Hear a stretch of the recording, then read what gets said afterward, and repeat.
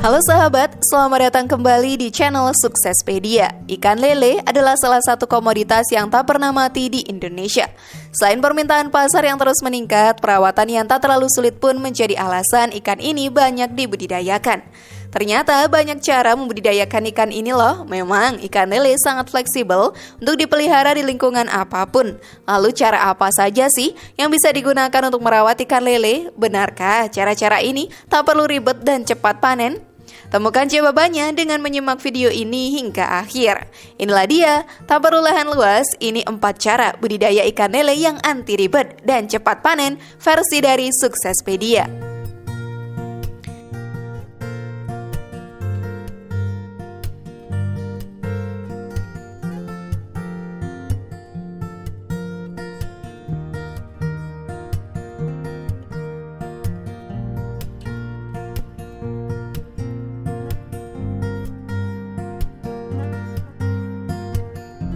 Budidaya lele sistem konvensional mudah dan murah.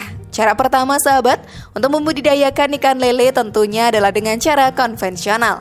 Cara ini sudah terbukti bisa menghasilkan keuntungan dan merupakan cara yang paling banyak diandalkan oleh peternak lele di masyarakat. Biasanya cara ini menggunakan kolam tanah sebagai media pembesarannya.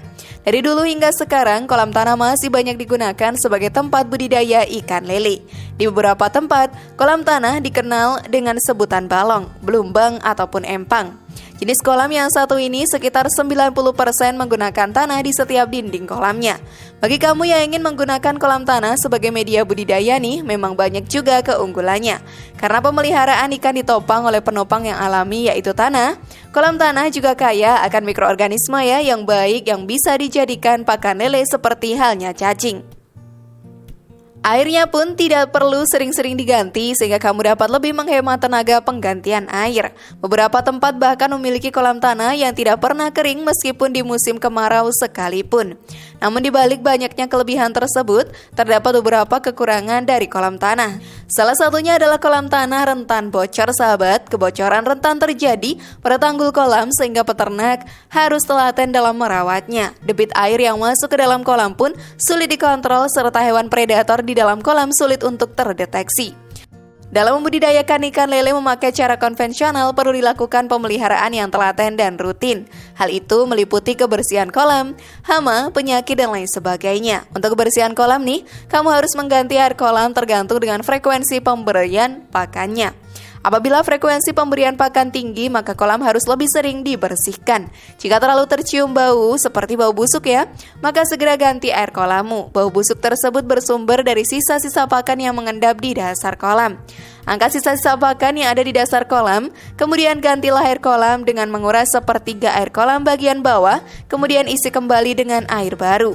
Setelah masa pemeliharaan selama 2,5 sampai 3 bulan, lele telah siap untuk dipanen. Biasanya, lele siap panen dalam 1 kg lele berisi sekitar 5 sampai 9 ekor. Lumayan banyak bukan? Namun sebelum video semakin berlanjut, klik dulu tombol loncengnya ya biar kalian gak ketinggalan info baru dari channel ini.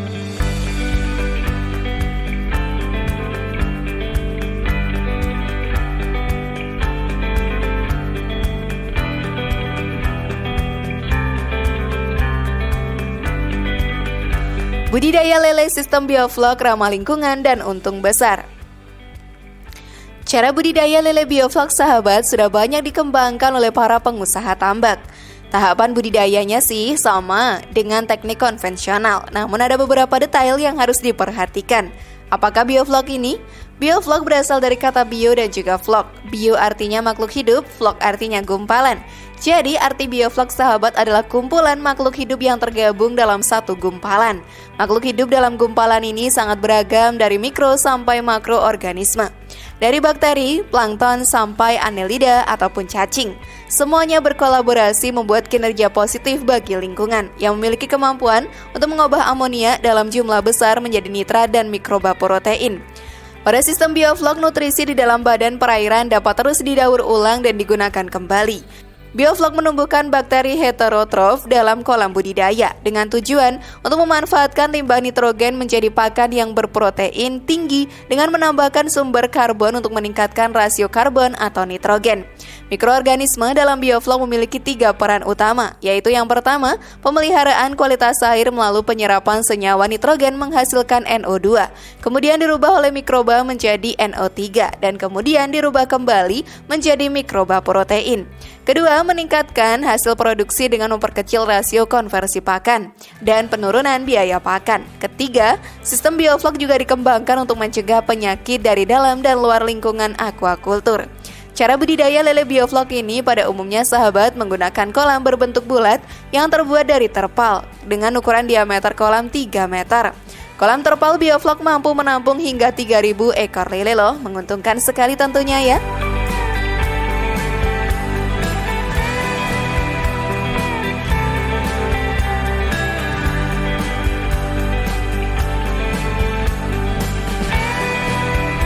Budidaya lele sistem RAS canggih dan tahan rugi. Beragam inovasi terus dikembangkan oleh pemerintah Indonesia untuk mengangkat sektor perikanan budidaya sejajar dengan sektor yang sama di level internasional. Yang paling mutakhir sahabat adalah inovasi yang berhasil dibuat untuk sistem teknologi recirculation aquaculture system atau RAS. Di negara perikanan maju seperti Norwegia, teknologi tersebut sudah biasa digunakan. Teknologi RAS adalah teknologi dengan menerapkan sistem budidaya ikan secara intensif dengan menggunakan infrastruktur yang memungkinkan pemanfaatan air secara terus-menerus atau resirkulasi air. Pemanfaatan tersebut seperti fisika filter, biologi filter, dan ultraviolet. Generator oksigen yang berfungsi untuk mengontrol dan menstabilkan kondisi lingkungan ikan. Dengan menggunakan teknologi RAS ini, pembudidaya ikan bukan saja mampu memenuhi kebutuhan benih berkualitas, namun juga bisa meningkatkan produksinya sebanyak mungkin. Bahkan nih sahabat, dibandingkan dengan sistem konvensional, sistem RAS ini bisa menaikkan produksi hingga 100 kali lipat. Dengan menggunakan RAS pada kolam lele nih, produksi akan mencapai 5.000 ekor per meter kubik. Tapi sebaliknya, jika menggunakan sistem konvensional, produksi hanya mampu mencapai 50 ekor saja.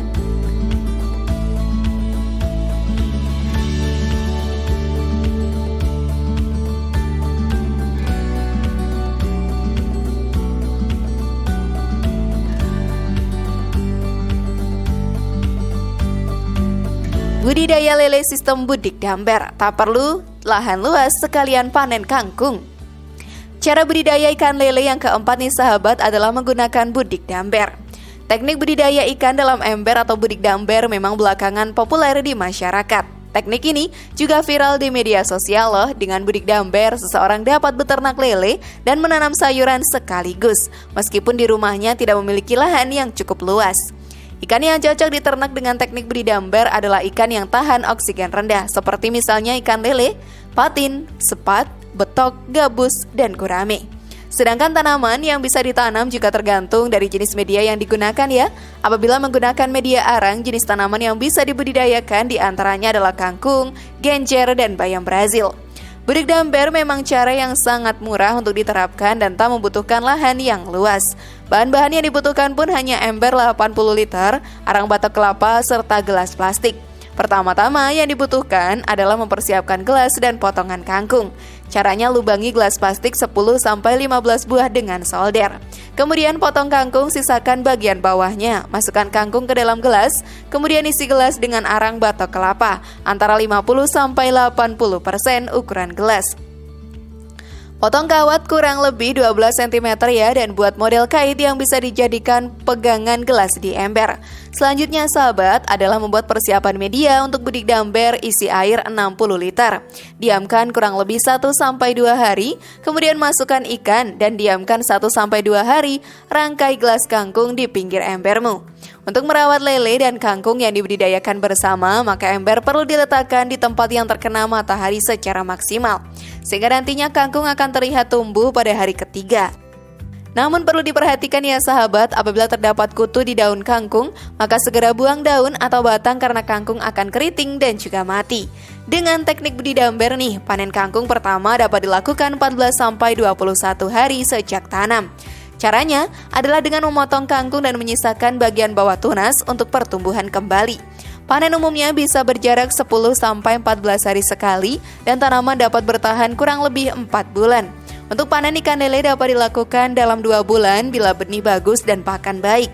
Tingkat ketahanan hidup lele dengan cara ini pun berkisar 40-100%. Keren sekali kan? Bila panen lele dan kangkung dalam sekali panen, sangat pas ya untuk menjadi teman nasi sahabat. Memang budidaya ember lebih cocok untuk konsumsi pribadi karena skalanya yang kecil dan juga menguntungkan bagi orang rumah.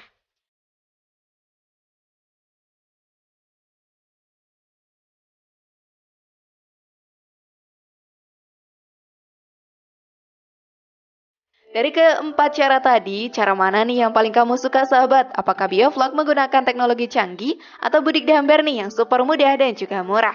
Share pendapat menarik kalian di kolom komentar. Terima kasih sudah menyaksikan channel kami. Mari bangun channel Suksespedia dengan cara klik tombol subscribe, like, share, dan aktifkan tombol loncengnya. Sampai jumpa di video berikutnya dan jangan lupa tonton video yang lainnya.